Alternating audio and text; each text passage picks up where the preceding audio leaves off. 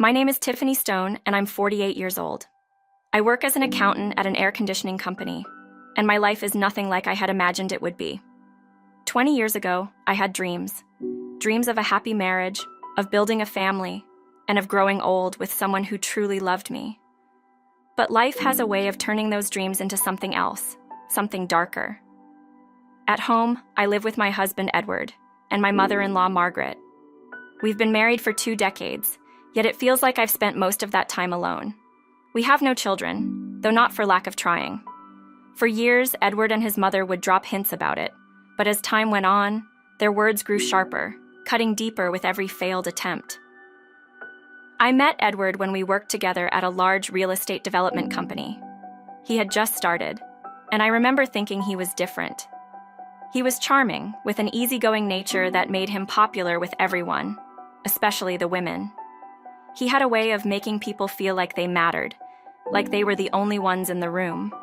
And when he turned that charm on me, I was hooked.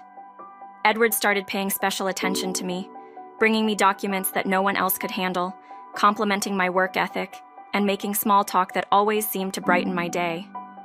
But there was something off. The documents he handed me always had mistakes, small ones at first, but frequent enough that I had to stay late to fix them. I didn't mind at first. After all, I liked the attention.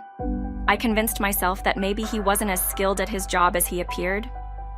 But over time, I started to wonder, was he doing this on purpose? It wasn't long before Edward started making more personal moves. He'd offer me his stationery, little gifts of appreciation, and he'd always be there to help when I needed something, even if it was something trivial. It felt like he was slowly drawing me in, and before I knew it, I was falling for him. The moment that changed everything happened on a crowded train one morning. I had been working long hours, overtime during the busy season, and the pressure was starting to get to me. That day, the train was packed, and I felt a wave of dizziness hit me. Somehow, I managed to stumble to a bench at the station, but I couldn't move. I was nauseous and weak. And then, out of nowhere, there was Edward. He didn't hesitate, didn't care about his suit or what people thought. He carried me to the station's medical room, stayed with me while I recovered, and then took me home, ignoring my protests. It was the first time I felt like I could trust him completely. And maybe that's why, despite my doubts, I agreed to marry him 2 years later. The marriage wasn't what I had expected. After the wedding, Edward asked me to quit my job. He said it would be better if I focused on starting a family, and his mother, Margaret, agreed. She was a quiet, stern woman who rarely showed affection, especially towards me. It seemed like she saw me more as an obligation than a daughter-in-law, and I often wondered if she had ever truly accepted me. Still, I thought that maybe, with time, things would improve. We moved into Edward's family home, where his mother had been living alone since Edward's father passed away years before. I didn't think much of it at the time. It made sense to save on rent, and besides, Edward was all I had. I thought we could build a new life together. But the house was Margaret's domain, and she made sure I knew it. Margaret was obsessed with her other child, Amy, who lived nearby with her husband, Nathan. Amy was everything Margaret wanted in a daughter, educated, successful, and living a life Margaret could brag about. Amy had a prestigious job, a beautiful condo, and a seemingly perfect marriage. Meanwhile, I was just the wife who couldn't give her a grandchild. At first, I didn't mind helping Amy with her household chores. She claimed to be too busy with work, and Margaret always jumped at the chance to help her. Sometimes I would join them, cleaning Amy's condo, cooking, and making sure everything was perfect for her husband. It wasn't until later that I realized how much Margaret doted on Amy and how little she cared about Edward or me. One day, while Amy and Margaret were away on vacation, Amy asked me to take care of her home while she was gone. I agreed, not thinking much of it. But when I couldn't find Nathan's favorite Belgian beer in the fridge, panic set in. I ran all over town trying to find it, but no one carried that specific brand. By the time I got back to the condo, exhausted and frustrated, Nathan had come home early. He was surprised to see me, and even more surprised to learn that Amy had been relying on me and her mother for all the housework. Nathan didn't take it well. He confronted Amy when she returned from vacation, and soon after, their marriage began to crumble. It didn't take long for Nathan to discover that Amy had been using the money meant for household support on personal luxuries, beauty treatments, spa days, shopping trips. The divorce was swift, and Amy blamed me for everything. Margaret, of course, took Amy's side. She claimed that if I had just been more capable, more supportive, none of this would have happened. Edward said nothing. He never defended me, never took my side. In fact, he seemed to agree with his mother and sister, as if I was the one responsible for all their misfortunes. As the years passed, the resentment grew. Margaret's comments became crueler, especially when it became clear that I wasn't going to have children.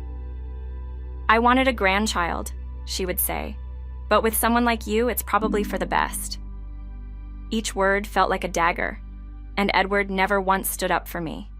He just sat there, silent, as if he didn't care. The final straw came on the night of our 20th wedding anniversary. I was washing dishes after dinner when Edward came into the kitchen. He rarely spoke to me these days, so when he said he had something important to discuss, I knew something was wrong. He told me to meet him in the living room, and when I got there, Margaret was already waiting.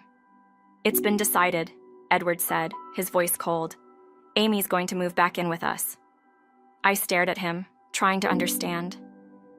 Amy had been struggling with her new job, claiming it was affecting her health, and Margaret believed she needed to come home to recover. "You understand, don't you?" Margaret added, her voice dripping with condescension. "It's unsettling to have outsiders around when family is trying to heal." Outsiders, that's what she called me. An outsider in my own home. I could feel my heart racing, my mind spinning.